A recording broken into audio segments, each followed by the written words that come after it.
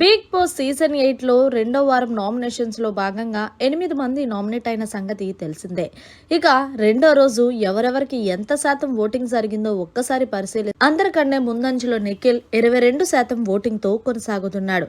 నిఖిల్కి నిన్న గేమ్ బాగా ప్లస్ అవుతుందనే చెప్పాలి. ఈ రోజు నిజంగా చాలా బాగా ఆడాడు నిఖిల్. ఇక రెండో టాస్క్లో ఇక రెండవ కంటెస్టెంట్గా విష్ణుప్రియ 19% ఓటింగ్తో రెండో స్థానంలో కొనసాగుతుంది.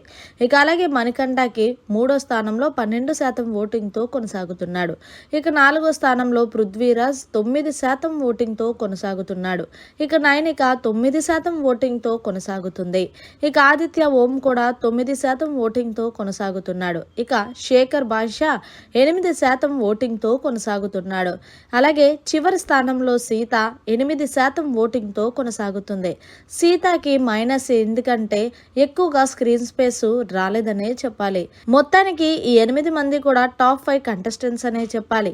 మరి రెండో వారం ఎలిమినేషన్ ఉంటుందో లేదనేది చూడాలి. ఒకవేళ ఉంటే వీళ్ళల్లో ఎవరు ఈ వారం బిగ్ బాస్ హౌస్ నుండి బయటకు వెళ్తారనేది కామెంట్ చేసి తెలియచేయండి.